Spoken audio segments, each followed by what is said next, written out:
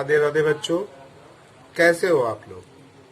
आज के इस क्लास 10 के फिजिक्स के वीडियो में हम सभी लोग रेखीय आवर्धन के बारे में जानेंगे। रेखीय आवर्धन किसे कहते हैं, रेखीय आवर्धन के लिए सूत्र का निगमन भी करेंगे। आइए देखते हैं। रेखीय आवर्धन दर्पण से परावर्तन के कारण बने प्रतिबिंब के आकार का बिंब के आकार से अनुपात दर्पण द्वारा उत्पन्न रेखीय आवर्धन कहलाता है। रेखीय आवर्धन को यम से प्रदर्शित करते हैं। दूसरी भाषा में हम ये कह सकते हैं कि प्रतिबिंब की लंबाई और वस्तु के लंबाई के अनुपात को ही रेखीय आवर्धन कहते हैं। तो रेखीय आवर्धन को हमने बताया यम से प्रदर्शित करते हैं, तो यम इज इक्वल टू लिख देंगे हम वो प्रतिबिंब की लंबाई, प्रतिबिंब की लंबाई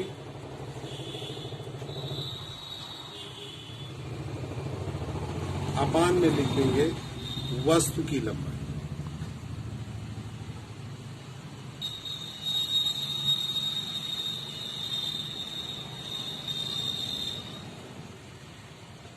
प्रतिबिंब की लंबाई को हम आई से प्रदर्शित करते हैं और वस्तु की लंबाई को हम ओ से प्रदर्शित करते हैं, इमेज और ऑब्जेक्ट।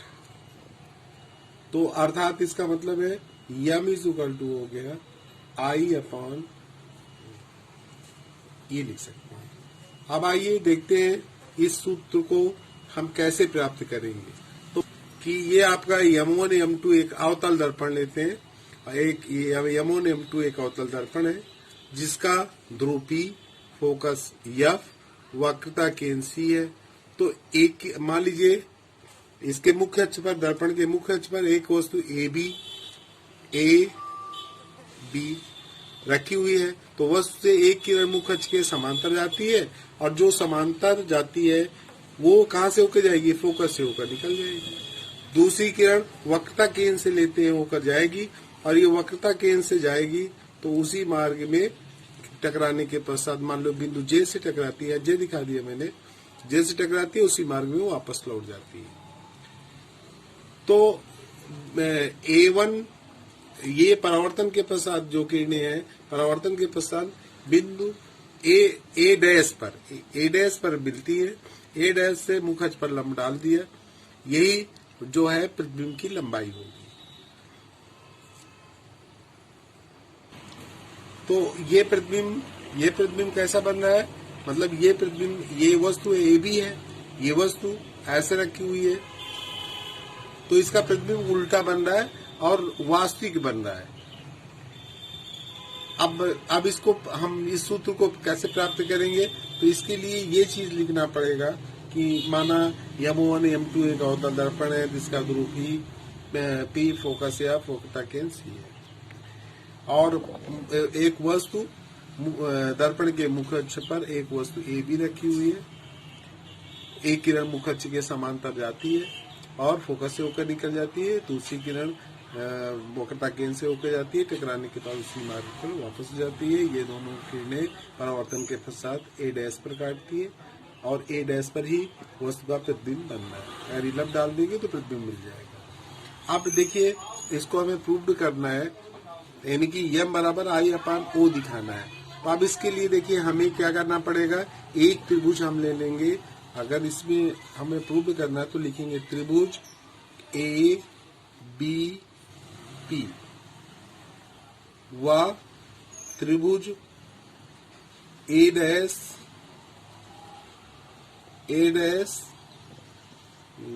बी डैश पी में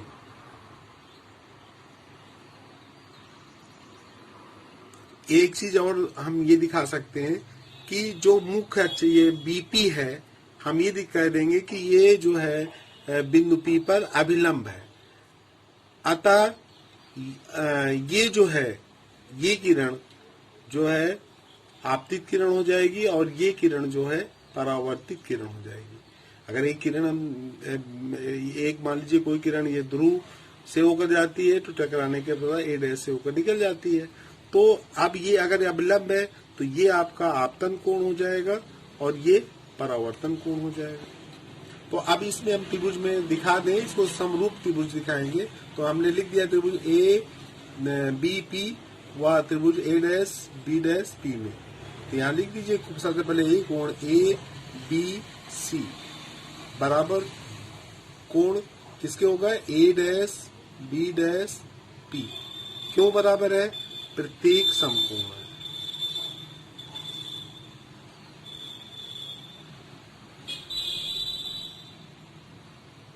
ये दिखा सकते हैं कोण ए बी सी बराबर कोण ए डैश बी डैश पी। इसमें देख लीजिए ए पी पी और इस त्रिभुज में आपने दिखाया है ए डैश बी पी। ये क्यों बराबर है, क्योंकि 90 अंश के हैं। ये भी आपका 90 डिग्री का है और इस त्रिभुज में ये 90 डिग्री का है। और कोण ए पी बी बराबर हो जाएगा कोण बी पी ए डैश। ये क्यों बराबर होगा, परावर्तन के नियम से।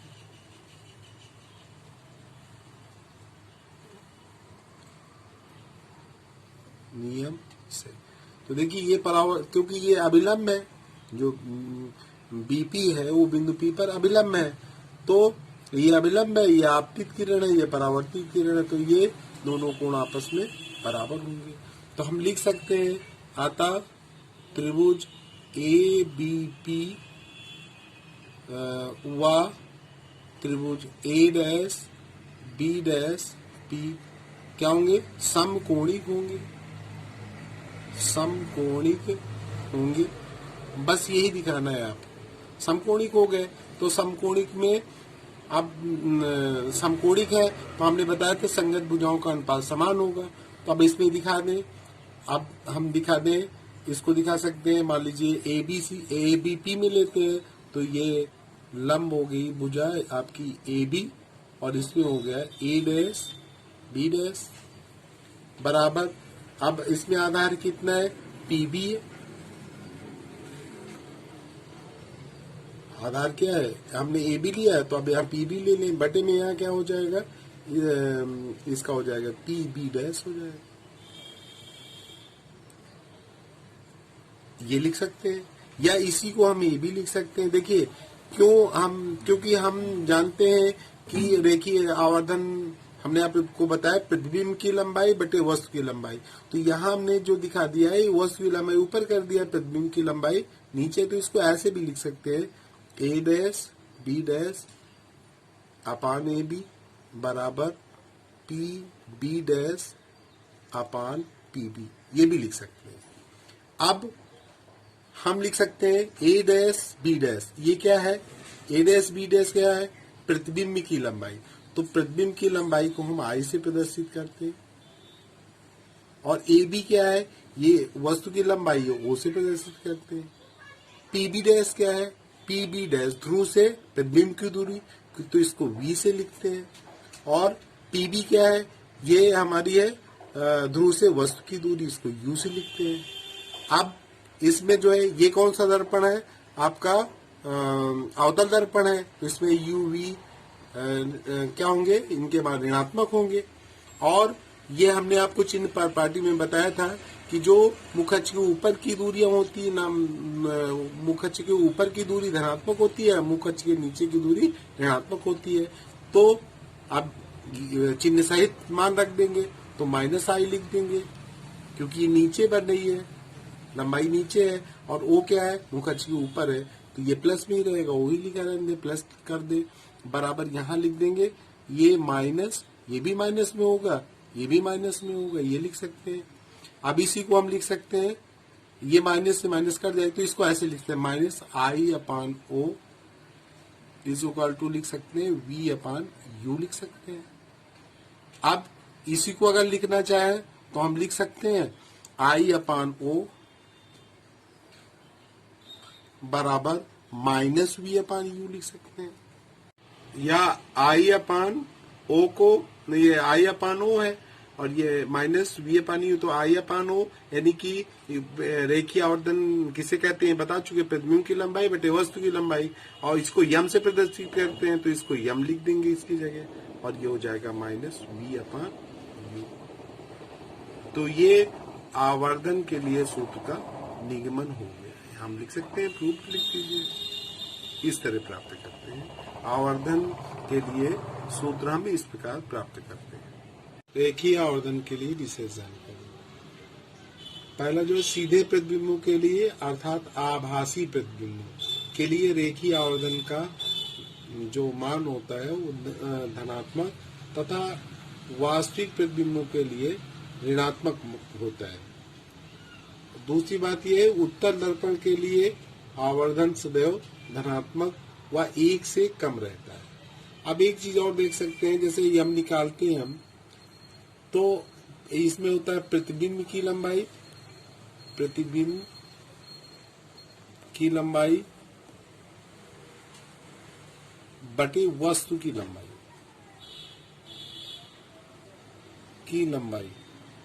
तो इसका मतलब है कि आप इससे आप अंदाजा लगा सकते हैं, अगर मान ली प्रतिबिंब की लंबाई 4 है, मान लीजिए 4 सेंटीमीटर, तो वस्तु की लंबाई मान लीजिए 3 सेंटीमीटर, तो इस कंडीशन में क्या हो जाएगा, जो मान निकलेगा वो 1 से अधिक होगा, 1 भाई 3 का नंबर 3, तो 1 से अधिक होगा। अगर यही चीज अगर हम ये कर दे 3/4 ऐसे लिख दे रहे हैं, मान लीजिए ये लिख देते हैं, तो इसका मतलब है कि ये कंडीशन कब आएगी, जब अब ये यानी कि वस्तु की लंबाई अधिक होगी, अगर वस्तु की लंबाई अधिक है, प्रतिबिंब की लंबाई कम है, तो इसका मान 1 से कम हो जाएगा। इस कंडीशन में 1 से कम होगा और इस कंडीशन में 1 से अधिक होगा। ये